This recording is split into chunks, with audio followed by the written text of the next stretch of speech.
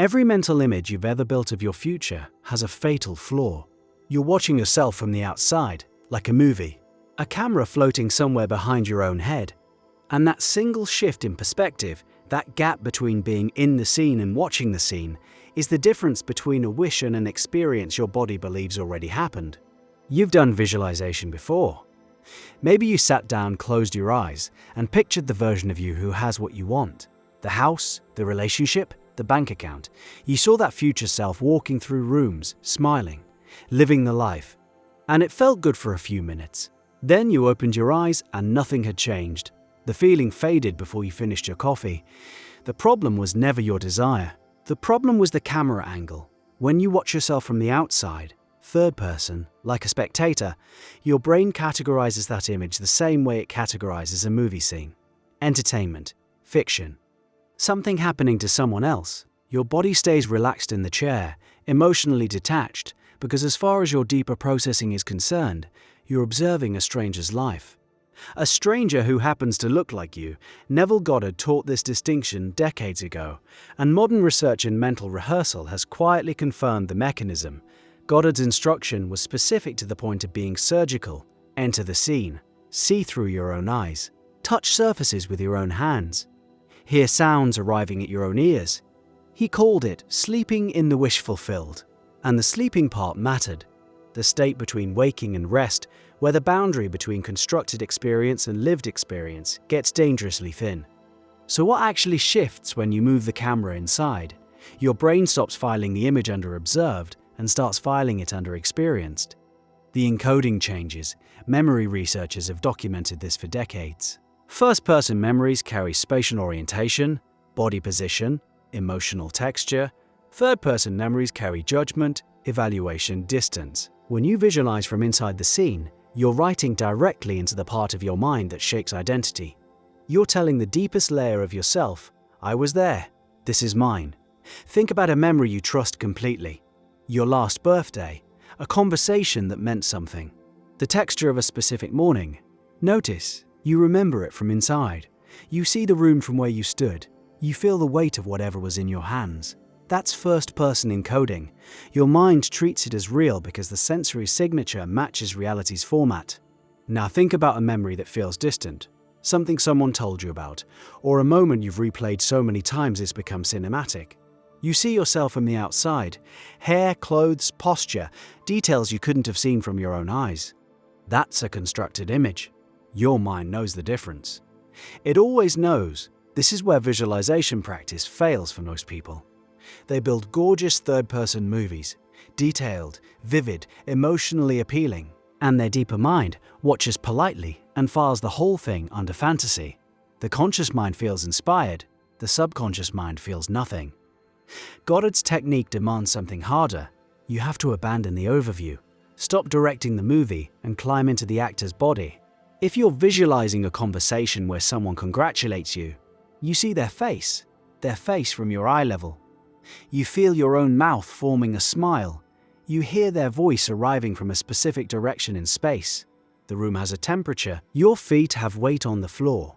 This level of detail sounds exhausting. It is, at first. Most people try it once, find it difficult to maintain, and slide back into third person because it's easier. Third person is a screensaver. First person is a simulation. One entertains you, the other rewrites you. Athletes have understood this instinctively for years. A sprinter visualizing a race sees the lane lines rushing toward them, feels the blocks under their feet, hears the gun. A golfer sees the fairway from the tee, feels the grip, watches the ball leave the club face from exactly where their eyes would be. Coaches who train mental rehearsal programs correct athletes who drift into third person because the performance transfer drops sharply. The body only rehearses what the mind presents as embodied experience. Here's where it gets personal. You've had moments, quiet, half-asleep moments, where a scenario played out so vividly in your mind that your heart rate changed, your palms got warm, your breath shifted. Maybe it was a fear scenario, a confrontation you were dreading. Maybe it was something you wanted badly. In those moments, you weren't watching yourself, you were there, and your body responded as if it were happening. That response is the signature of successful impression. When the body reacts, the subconscious has accepted the scene as data. as experience, as something that has a place in the architecture of who you are and what you expect from life. Goddard would say, the feeling is the secret. But he meant a specific kind of feeling, the feeling of the wish fulfilled, experienced from the inside, the warmth in your chest when someone you love is close, the specific pride that lives in your hands when you hold something you built, the way your shoulders settle when you're finally home, wherever home means in your vision. These sensations only arise from the inside. A spectator can admire them, only a participant can generate them. The skeptic in you wants to know, why would perspective change anything if the content is the same? Fair question. The content looks identical from both angles. The answer lives in how memory consolidation works during sleep. Your mind doesn't archive movies, it archives experiences. The sorting mechanism checks for first-person spatial data, emotional charge, and sensory specificity. A third-person visualization hits one of those criteria, maybe two. A first-person visualization saturated with sensory detail hits all three.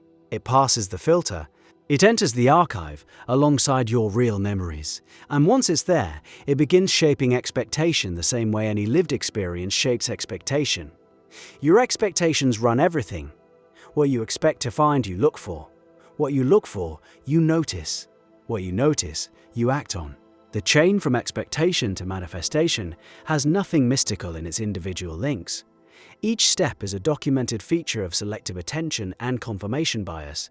The mystical part, if you want to call it that, is how efficiently a single vivid first-person scene can reset the entire chain. One scene, repeated nightly. From the inside, Goddard recommended choosing a single short scene that implies the fulfillment of your desire. A handshake, a sentence spoken by someone you trust, the weight of a ring, the view from a window. Short because you need to loop it, you play it once, then again, each time from inside, each time adding sensory detail, each time letting the feeling deepen rather than forcing it. The repetition matters because the first few passes are clumsy. Your mind wanders. You slip into third person without noticing. You start narrating instead of experiencing. The discipline is in catching the drift and returning to the body. Your body inside the scene. The people who dismiss visualization have almost always been doing it wrong. They built a movie screen behind their eyelids, watched a beautiful story about someone who looks like them, felt a brief rush of hope, and then measured their reality against the movie the next morning. When nothing matched, they concluded the practice was empty. They were right about that version of the practice. The version that works feels less like daydreaming and more like remembering something that hasn't happened yet. There's a strange quality to it. A heaviness. The kind of conviction that sits in your stomach, below thought, below logic. You felt it before about things that did come true. A calm certainty. You knew before the phone rang. You knew before the letter arrived. That knowing was first person. It lived in your body. Below language. Your assignment is small and specific. Tonight before sleep, choose one scene. 10 seconds of action, maximum. Something that would only happen if your desire were already fulfilled. A friend's voice saying specific words. Your hand on a specific surface. A view from a specific window. Enter the scene from the inside. See through your eyes. Feel with your hands. Hear with your ears. Loop it until the edges blur, and you can't tell if you're constructing it or recalling it. When you lose the distinction between building the scene and remembering the scene, you've crossed the line. That's the threshold Goddard described. That's the state where impression becomes belief, and belief becomes the filter through which your entire waking life reorganizes. The camera was never supposed to be floating behind you. You were always supposed to be behind your own eyes, living the scene as the person who already has what you came here to experience. Move the camera. Step inside. The scene has been waiting for you to show up in first person.